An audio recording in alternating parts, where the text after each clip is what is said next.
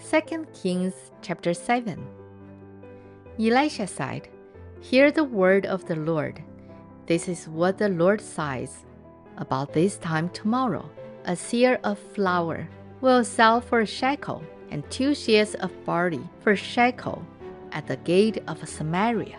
The officer on whose arm the king was leaning said to the man of God, "Look, even if the Lord should open the floodgates of the heavens, could this happen?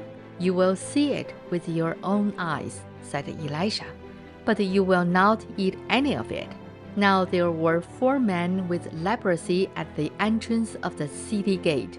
They said to each other, "Why stay here until we die? If we say, 'We'll go into the city, the famine is there, and we will die,' and if we stay here, we will die. So let's go over to the camp of the Arameans and surrender. If they spare us, we live. If they kill us, then we die." At dusk they got up and went to the camp of the Arameans. When they reached the edge of the camp, not a man was there, for the Lord had caused the Arameans to hear the sound of chariots and horses and a great army, so that they said to one another, "Look, the king of Israel has hired the Hittite and the Egyptian kings to attack us." So they got up and fled in the dusk and abandoned their tents and their horses and donkeys. They left the camp as it was and ran for their lives. The man who had leprosy reached the edge of the camp and entered one of the tents. They ate and drank and carried away silver, gold, and clothes, and went off and hid them.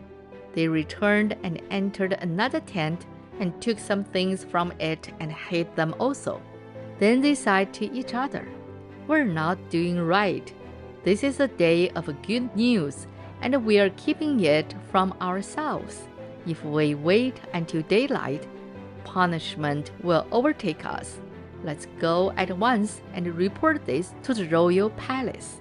So they went and called out to the city gatekeepers and told them, "We went into the Aramean camp, and not a man was there, not a sound of anyone, only tethered horses and donkeys, and the tents left just as they were." The gatekeepers shouted the news, and it was reported within the palace. The king got up in the night and said to his officers, "I will tell you what the Arameans have done to us. They know we are starving, so they have left the camp to hide in the countryside, thinking they will surely come out and then they will take them alive and get into the city." One of his officers answered, "Have some men take 5 of the horses that they left in the city. Their plight will be like that of all the Israelites left here. Yes, they will only be like all these Israelites who are doomed. So let us send them to find out what happened." So they selected 2 chariots with their horses, and the king sent them after the Aramean army. He commanded the drivers, "Go and find out what has happened." They followed them as far as the Jordan, and they found the whole road strewn with the clothing and the equipment the Arameans had thrown away in their headlong flight. So the messengers returned and reported to the king. Then the people went out and plundered the camp of the Arameans.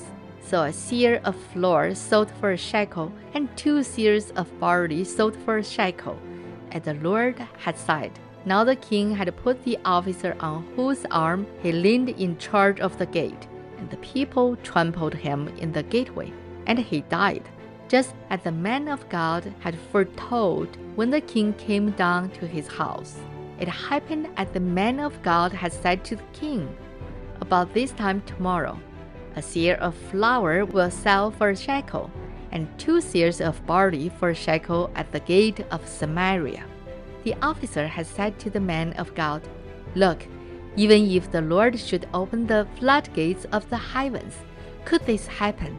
The man of God had replied, "You will see it with your own eyes, but you will not eat any of it. And that is exactly what happened to him. For the people trampled him in the gateway, and he died. This is the end of 2 Kings chapter 7. 神的话语要昼夜思想，玉恩读经频道期待与您下次再见。